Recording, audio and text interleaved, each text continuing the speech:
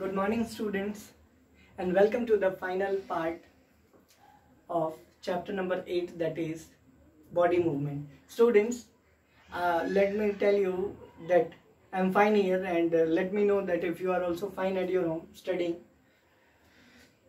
Today, we will discuss from what we discussed in last class, from where we left the last class. We will discuss about rib cage today. Rib cage. All of you must be familiar of the word cage. Cage का मतलब क्या होता है? पिंजरा.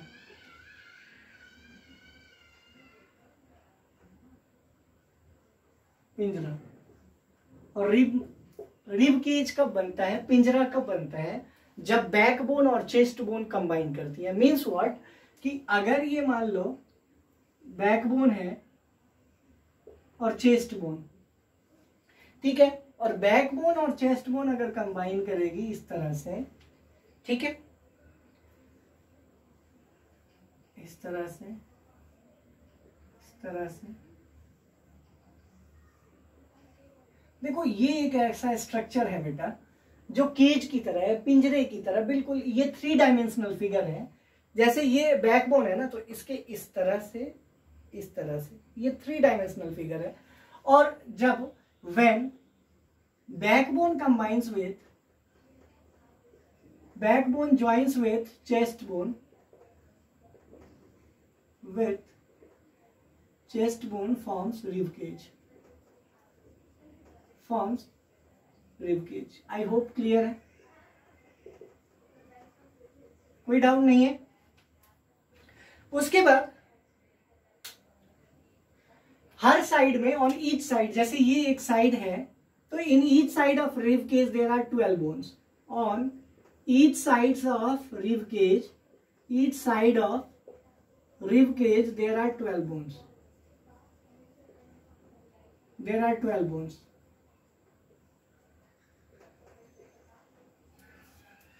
तो बेटा total number of bones कितने हो गए इसमें? एक साइड में 12 है, दूसरे साइड में 12. Total number of bones in rib cage, of bones in rib cage is equal to 12 into 2. अब देखो बेटा 2 का मतलब क्या है? 1 पेयर. इसका मतलब कितना है? 24 बोन्स या फिर 12 pairs. I hope all of you must have got it. सभी को समझ में आ गया होगा ये 12 पेयर वाला कॉन्सेप्ट. उसके बाद है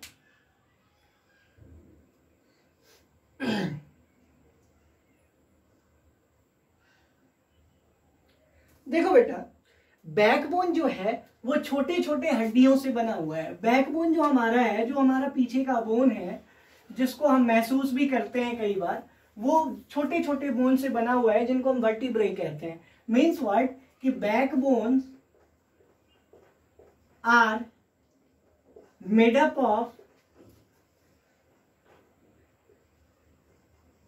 up of many smaller bones,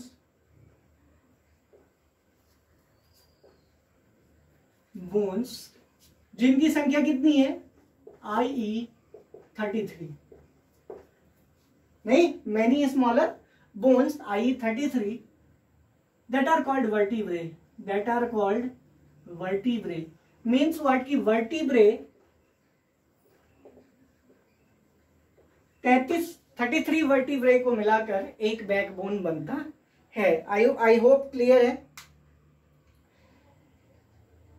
अगर मान लो ये छोटे छोटे बोन्स क्यों बनाए जाते हैं, क्यों एक सिंगल बोन क्यों नहीं होता है? वो इसलिए क्योंकि अगर हम बैकबोन की बात करें तो हम इस तरह भी झुकते हैं, इस तरह भी झुकते हैं और इस तरह भी. हम यहां से भी बेंड करते हैं, यहां से भी बेंड करते हैं और यहां से भी बेंड करते हैं. तो कहीं ना कहीं ये 33 बोन्स का पेयर बनाने का मतलब इसलिए है क्योंकि अगर if backbone would contain only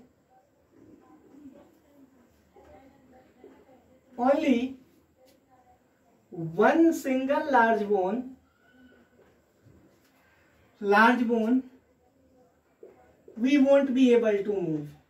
We won't be able to move. I hope clear है.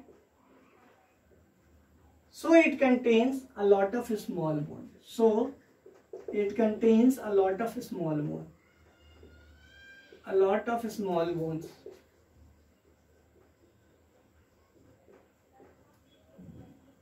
क्लियर है? यहां तक कोई प्रॉब्लम नहीं है. अब अगला पॉइंट क्या है बेटा? पेल्विक बोन हमने लास्ट क्लास में ही पढ़ लिया था. अब हम पढ़ेंगे कि कार्टिलेज क्या होता है.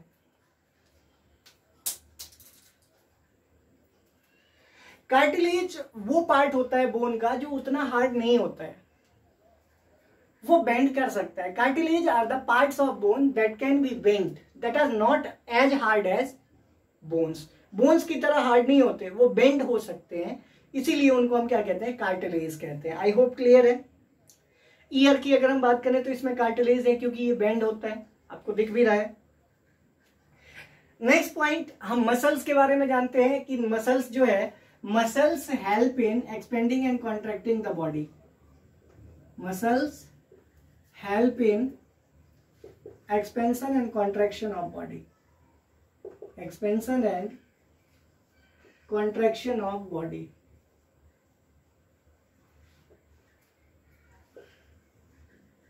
कोई प्रॉब्लम नहीं है. एक्सपेंशन मतलब क्या होता है? फैलना. कॉन्ट्रैक्शन मतलब सिकुड़ना. नहीं, एक्सपेंड का मतलब क्या है? फैलना. एक्सपेंड मतलब क्या होता है? फैलना.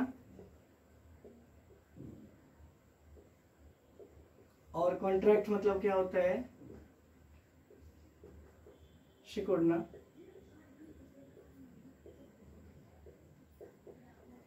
आई होप यहां तक क्लियर है, कोई डाउट नहीं है. यहां तक सभी को समझ में आ गया होगा. अब नेक्स्ट क्या है बेटा? अगर हम बात करें कॉन्ट्रैक्शन की, तो कॉन्ट्रैक्शन में छोटा हो जाता है मसल्स, छोटे हो जाते हैं मसल्स.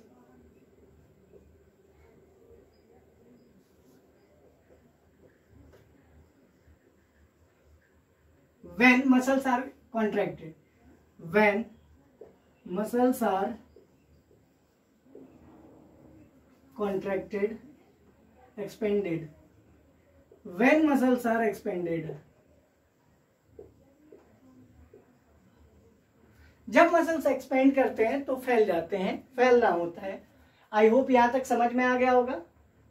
तो फैलते हैं तो बड़े हो जाते हैं, आपको पता ही है, इसको बता दिया मैंने आपको. यहां तक कोई प्रॉब्लम नहीं है. अब नेक्स्ट पॉइंट में हम बात करेंगे बेटा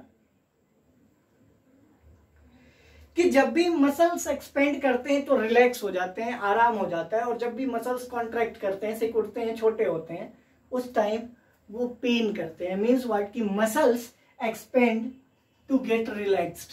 अगर हम बात करें तो हम ये कहते हैं muscles expand to get relaxed, to get relaxed. Muscles contract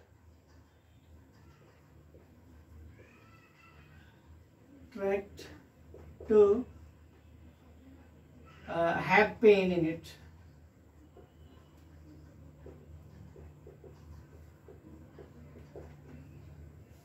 कोई प्रॉब्लम नहीं है. मसल्स एक्सपेंड करते हैं ताकि वो रिलैक्स हो सके, जबकि मसल्स कॉन्ट्रैक्ट करते हैं तो उनमें पेन होता है. आई होप क्लियर है. आज हम अब बात करेंगे अर्थवर्म की.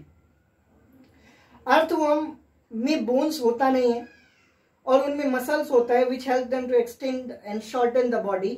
ठीक है.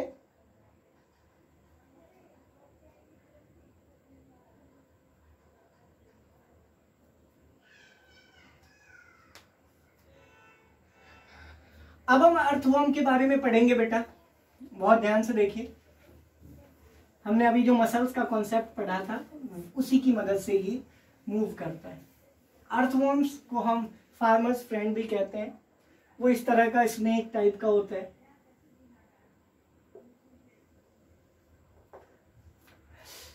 अर्थवर्म्स की अगर हम बात करें तो अर्थवर्म्स के बारे में हम क्या कहते हैं? अर्थवर्म्स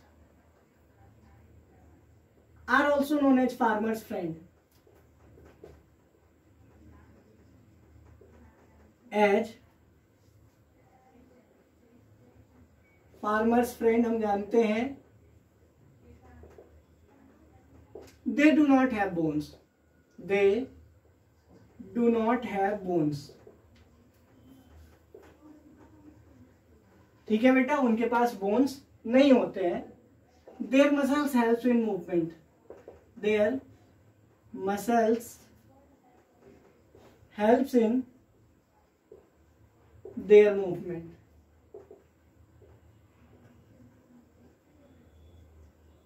नहीं, जो मसल्स हैं उनकी, उनको मदद करते हैं उनकी मूवमेंट में। आई होप क्लियर है।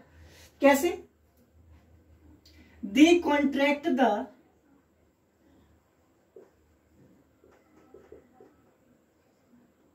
ठीक है,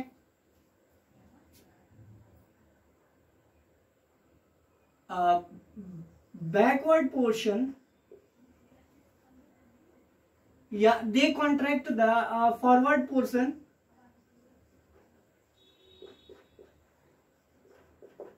कीपिंग फिक्स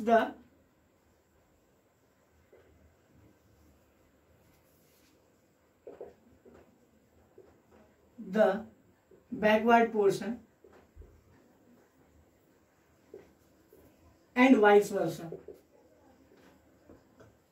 वाइस वर्सा मतलब जिस तरह बैक पार्ट को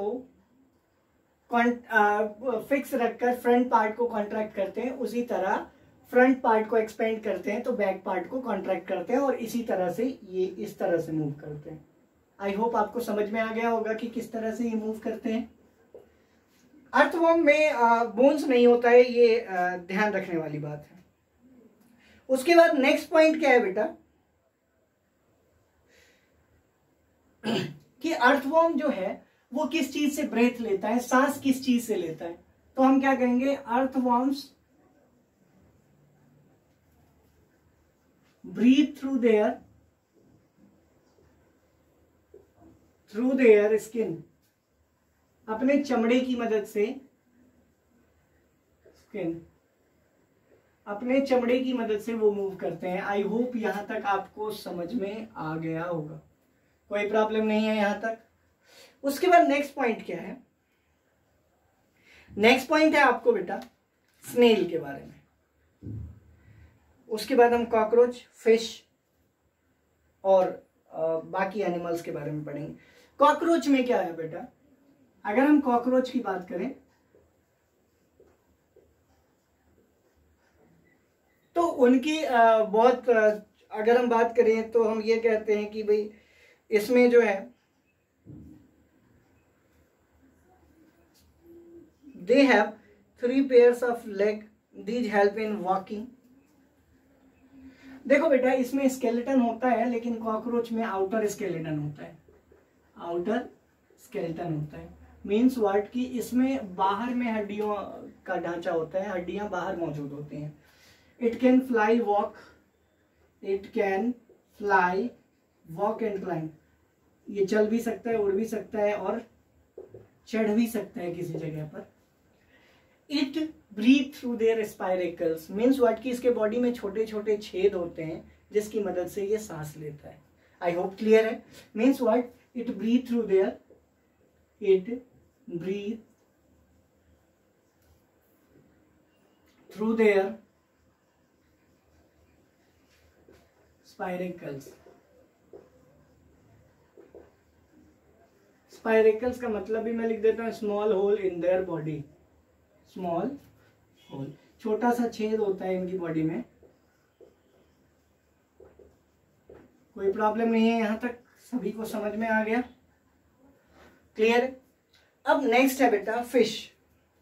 फिश के बारे में हम क्या कहेंगे। फिश के बाद बेटा हम अगर बात करें फिश की, तो फिश के बारे में ये कहा जाता है कि भाई फिश जो है उसके पास उसका बॉडी स्ट्रक्चर ही अलग होता है, उसके पास स्केलेटन होता है, ठीक है। फिश की अगर हम बात करें तो fish breathe through their, they breathe through there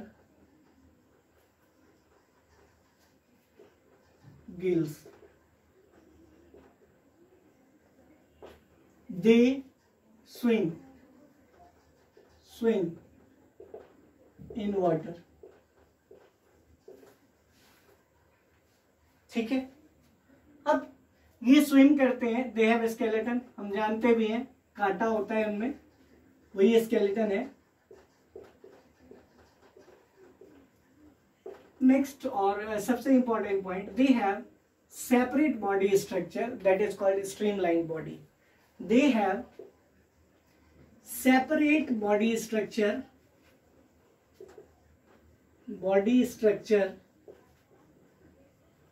that helps them to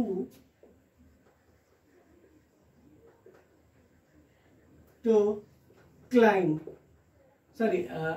to swim swiftly. नहीं, the body shape is known as streamlined body. The body shape is known as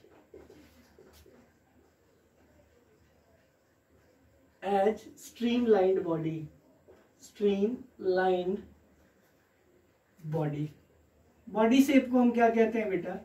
streamlined body. यहां तक शायद सब आपको समझ में आ गया होगा।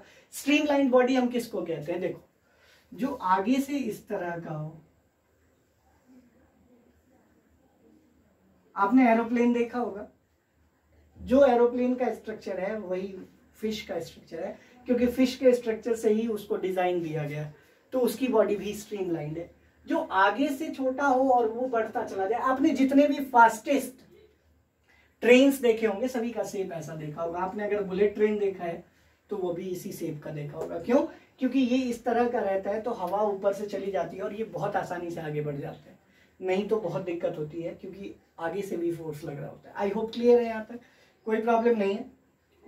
उसके बाद स्नेक्स जो है ना, उनके पास लॉन्ग बैकबोन होता है और थिन मसल्स होते हैं, हड्डियां भी छोटी छोटी होती हैं।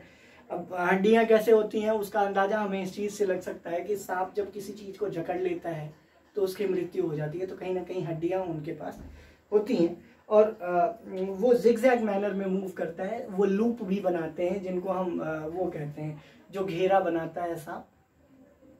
आई होप क्लियर है, आपको समझ में आया होगा। अगर हम बात करें तो स्नेक्स के पास हम अगर बात करें तो स्नेक्स के बारे में हम ये कहते हैं कि they have a long backbone, they have a long backbone and thin muscles. Long backbone and thin muscles. कैसे मसल्स हैं? Thin muscles, they can form a round also around them,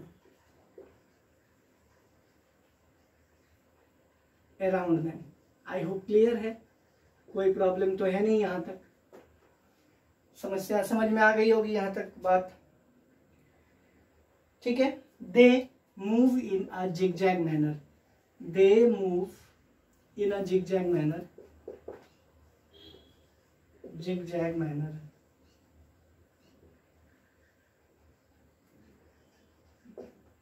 They do not have eyelid, हम जानते हैं। They do not have eyelid. eyelid मतलब क्या होता है? जो पेपनियां हैं हमारी, जो ये जो eyelid है, इसकी बात हम कर रहे हैं। जैसे ये मैं आपको बताऊं तो ये वाला पोर्शन स्नेक में मिसिंग होता है, इसकी वजह से वो सोते भी नहीं। आई होप यहाँ तक समझ में आ गया, आपको कोई प्रॉब्लम नहीं है। तो बेटा इस चैप्टर में बस हमें इतना ही पढ़ना था। अब नेक्स्ट क्लास में जब हम मिलेंगे तो हम इसके क्वेश्चन आंसर्स को डिस्कस करेंगे। Till then stay home, stay safe, God bless you, thank you very much.